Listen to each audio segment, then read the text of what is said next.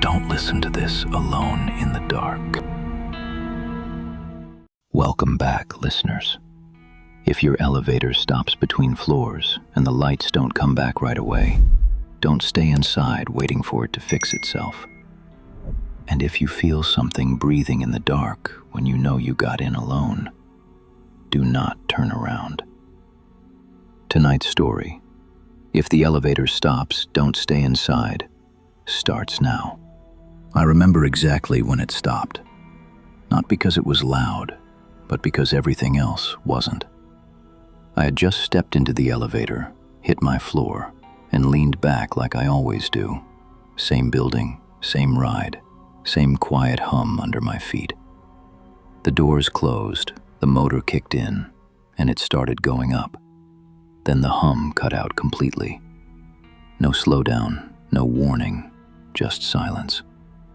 The elevator locked in place so suddenly my stomach dropped like I'd missed a step, and the overhead light flickered once before settling into something dimmer than before. I looked at the floor display and saw nothing. No number, no movement, no sign we were connected to anything anymore. I pressed my floor again, then door open, then every button one after the other, but nothing responded. No light, no sound, no movement at all. Come on. My voice sounded wrong in there, too close, like it didn't have anywhere to go. I pulled out my phone and tried to get a signal, raising it higher like that would help, but the bar flickered once and disappeared. The emergency call button did nothing. The alarm gave one short burst before dying again. And that's when I felt it. Not panic yet, just something off, something my body picked up before my mind could explain it. The air felt heavier, like the space had shrunk without actually moving, and I stood there listening to the fan above me and my own breathing until I heard something else. It was soft at first, dragging, just enough to make me question it, and it came from behind me. I turned quickly and saw nothing, just the wall and my reflection stretched across the metal, distorted and wrong because of the curve. I stared longer than I should have, trying to connect the sound to something normal. Maybe the bag in my hand, maybe the elevator shifting, maybe something outside the cab. But then I heard it again, closer this time, lower, wet. And it wasn't coming from the walls. It was inside with me. Hello? I don't know why I said that, but the second the word left my mouth, something shifted behind me. Not fast, not loud, just moving in a way that felt deliberate. I turned slower this time, and at first it didn't look like anything, just darkness pooled into the corner near the floor. But the longer I stared, the more it separated from the shadow. A shape, folded too tight for a human body. Then it moved, one long, thin arm sliding forward across the floor, bending in places arms shouldn't bend. I stepped back hard into the doors. What the hell is that? It lifted its head, and that's when I knew it wasn't hiding. It was watching. Its face didn't look human, no expression, just a stretched surface with a mouth too wide that opened slightly with every breath. And its eyes didn't blink. They locked onto me in a way that made it feel like I'd already been seen before I noticed it. I hit the buttons again, harder this time, slammed my fists against the doors, shouting for help, but nothing answered from outside.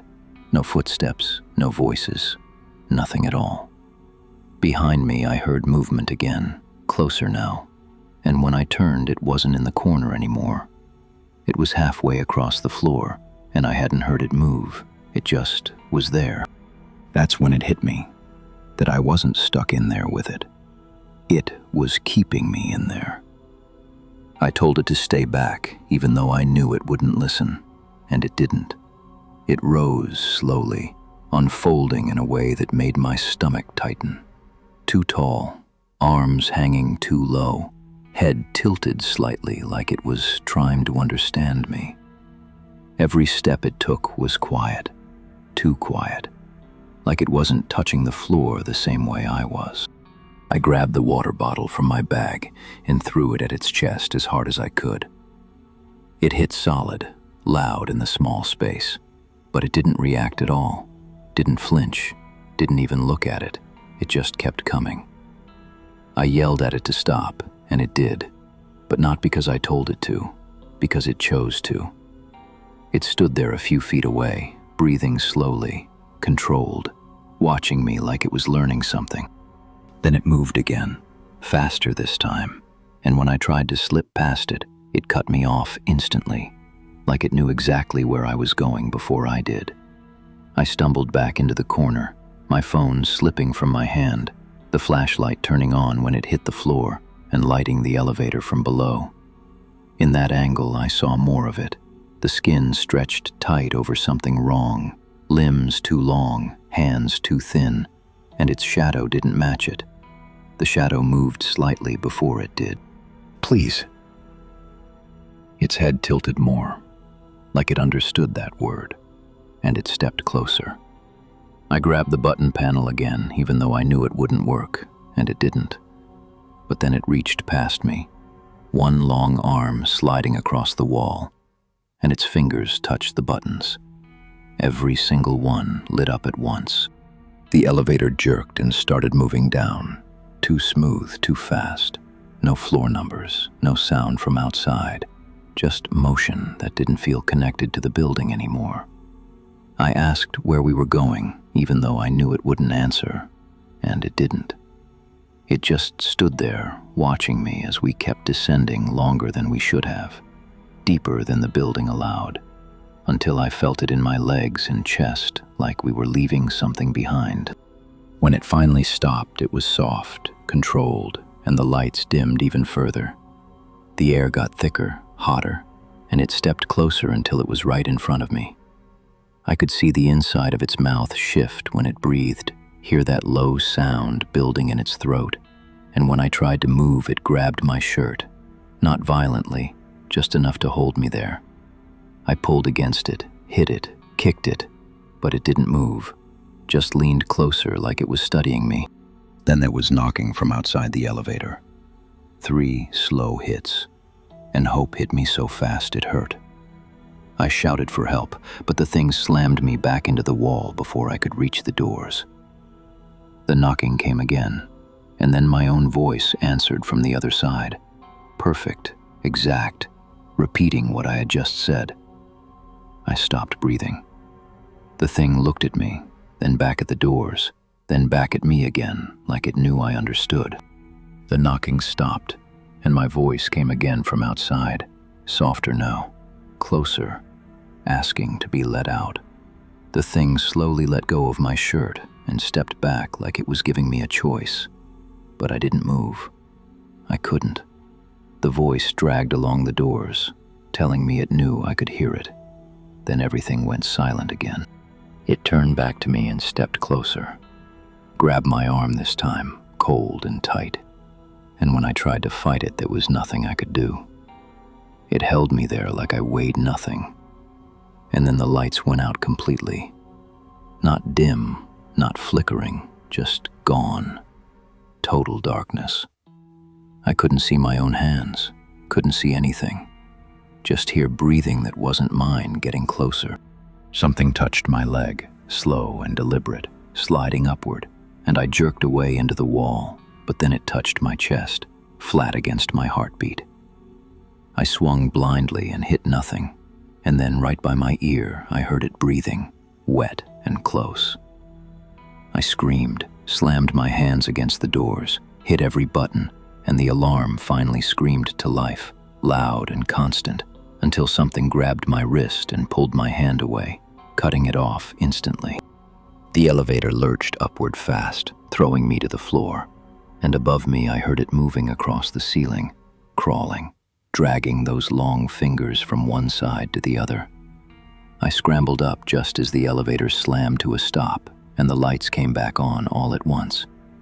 I looked around and it was gone, completely gone. Everything looked normal again, every button working, every light steady, like nothing had happened. Then the elevator chimed, and the doors opened to my floor. My hallway was there, my apartment at the end, everything exactly where it should be. But something felt wrong immediately. Too still, too clean. I stepped forward, then stopped when I noticed the details didn't line up. Small things that shouldn't be off but were, like they had been copied instead of real. I hit the door close button, and the doors shut fast, the panel going dark again. And behind me, very close, I heard my own voice speak softly. "Good." I didn't turn. I couldn't. I could feel it right behind me, closer than before, breathing slow and steady, like it had been there the entire time, waiting for me to understand that I was never getting out. I understood then that it didn't want me to leave. It wanted me to stay, because whatever was outside that door wasn't an exit. It was something else entirely, and I was exactly where it wanted me to be. If you're listening to this, and the elevator you're in goes quiet before it reaches your floor, don't assume you're alone just because you got in by yourself. Because if you feel breathing behind you before the doors open, it may already be standing closer than you think. If you have a horror story of your own, please feel free to drop it in the comments section. You never know. The next story could be yours. Subscribe to The Vault so you don't miss what comes next.